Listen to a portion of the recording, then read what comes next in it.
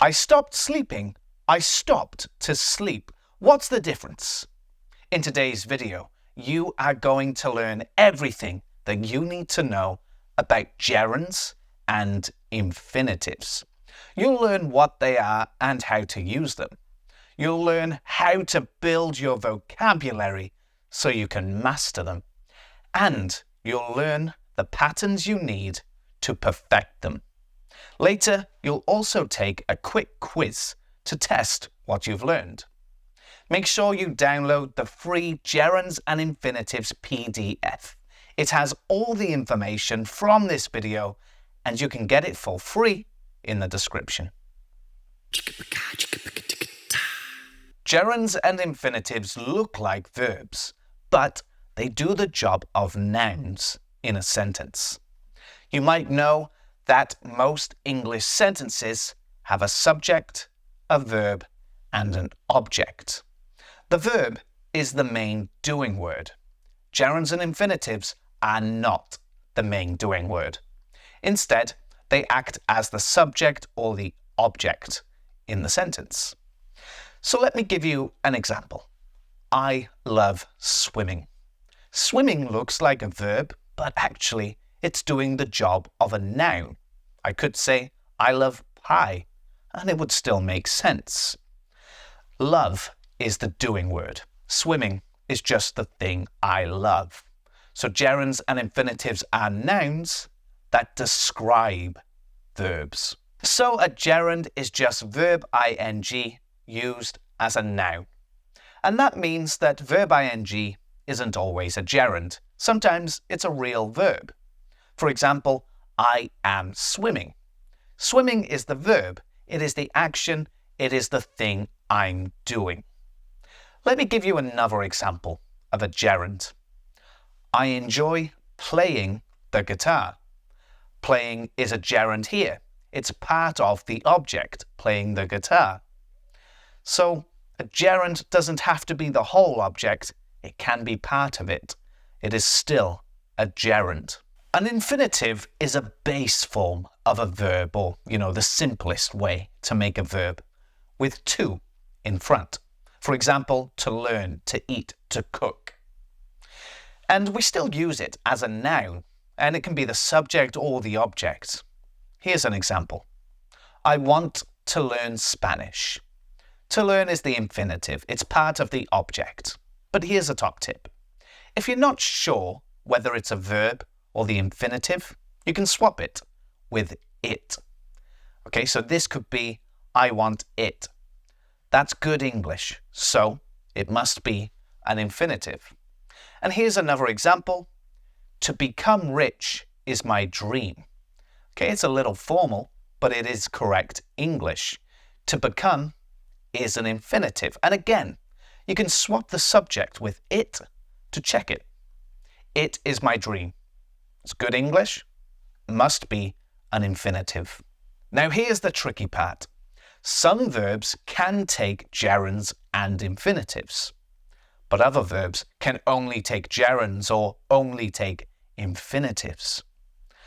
I like to dance and I like dancing are both correct English, and they have the same meaning. I enjoy cooking is good English. I enjoy to cook is not good English. I want watching TV. That's not good. I want to watch TV. Much better. And some verbs can take both gerunds and infinitives, but the meaning is different. I stopped sleeping. I stopped to sleep. The best way to learn which verbs go with gerunds and which verbs go with infinitives is by using context. That's listening and reading and watching. We're going to use context to find these verbs in a moment, and then I'll show you some patterns that you can use to recognize them by yourself. So these verbs are in 4 groups. Verbs that take gerunds, verbs that take infinitives, verbs that take both and have the same or a similar meaning, and verbs that take both but have different meanings. You're going to watch some film and television clips now, and I want you to listen closely and decide which group each verb belongs to. I don't want to ruin my makeup. I don't want to ruin my makeup. I don't want to ruin my makeup.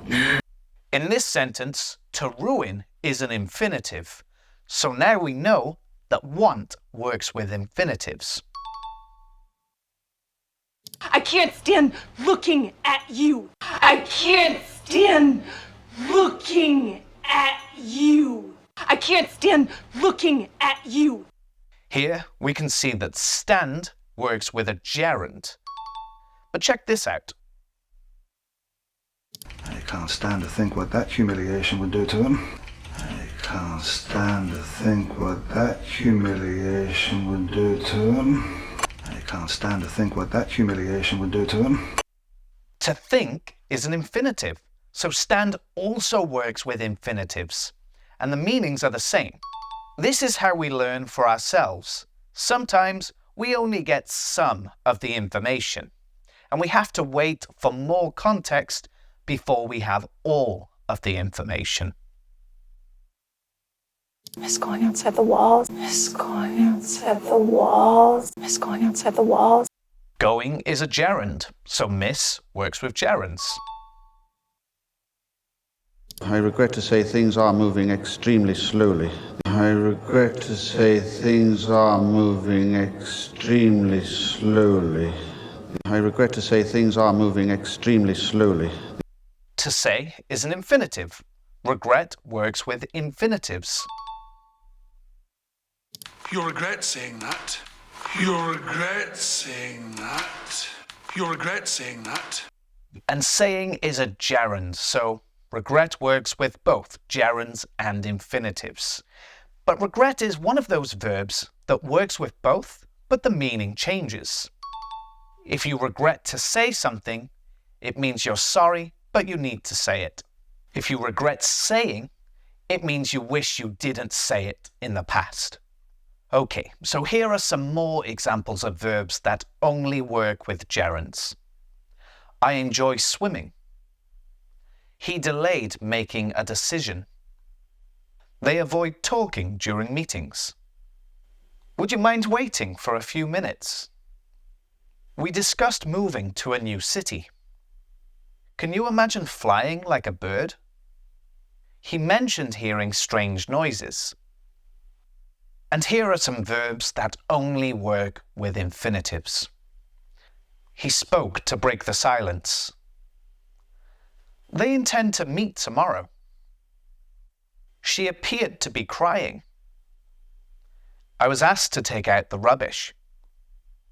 We should aim to leave at 5 p.m. They seem to be angry with us. Do you consent to share your data? Here are some verbs that can take a gerund or an infinitive without changing the meaning. They prefer walking. They prefer to walk. He began learning. He began to learn. I continue studying. I continue to study. I like reading. I like to read. She loves cooking. She loves to cook. We hate waiting. We hate to wait. She started singing. She started to sing.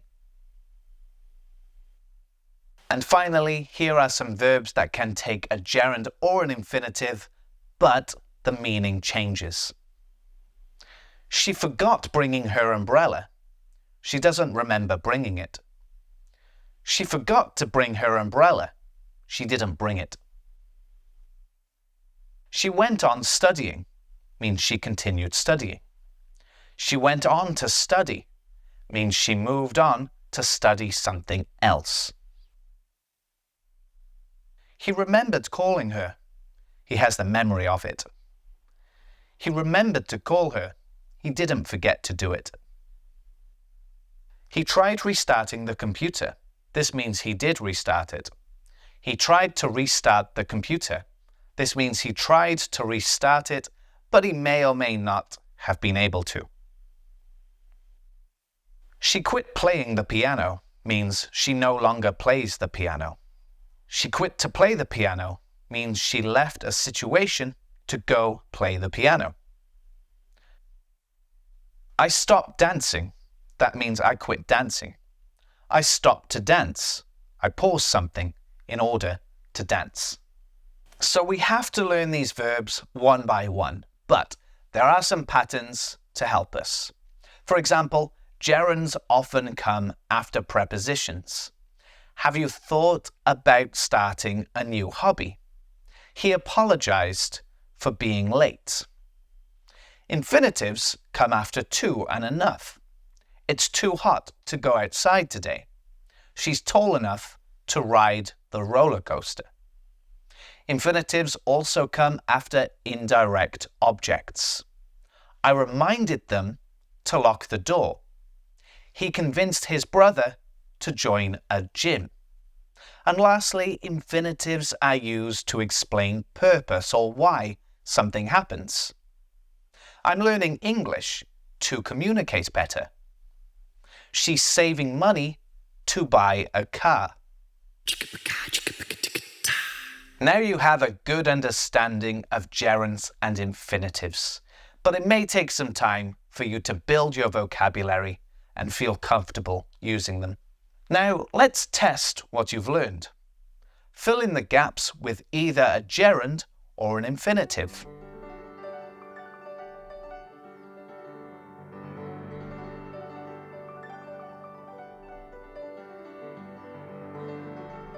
Seem only works with infinitives.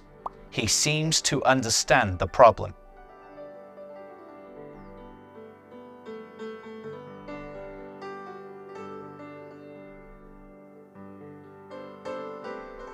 Ask also only works with infinitives. We were asked to finish this before Friday.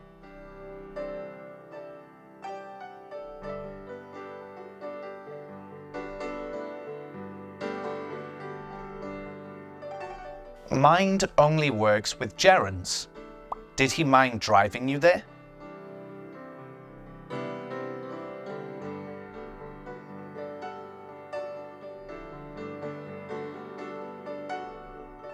Aim works with infinitives.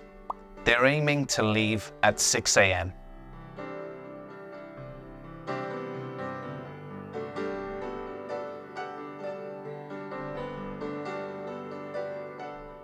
Miss works with gerunds. She misses seeing her friends back home.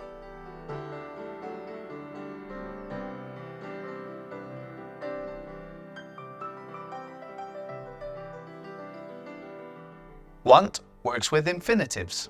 Do you want to go dancing tonight?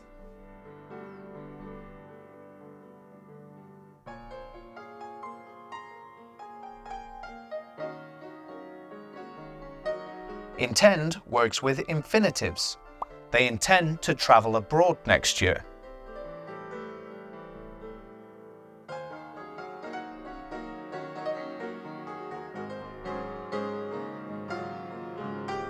Appear works with infinitives. They appeared to look for some clues. Before you go, there is one advanced point that I want to share with you. Check out this sentence. I'm going to really enjoy my holiday. To enjoy is an infinitive, but we've put really in the middle. This is what we call a split infinitive. We have the two words from the infinitive and we split them up. We put something in the middle. In this sentence, really explains how much I'm going to enjoy something. So it's quite important to get my full meaning across. But when you were at school, maybe you were taught that split infinitives were incorrect. Well, the truth is that a lot of natives use them. And if a lot of natives use something, then it becomes correct English. So here are some more examples of split infinitives. She wants to quickly improve her English. You need to dramatically change the way you speak to people. The company is going to gradually increase production. So, if a split infinitive helps you to give your full meaning, then use it. Today you learned what gerunds and infinitives are and how they can be used in a sentence. You learned when to use gerunds and when to use infinitives, and you learned how to find more in the future. At the start of this lesson, I asked you a question, and now I think you can answer. I stopped sleeping, I stopped to sleep. What's different? Let me know in the comments, and I'll see you next time in my lesson about the past simple. That is the second most used tense in English, so make sure you subscribe so you don't miss it.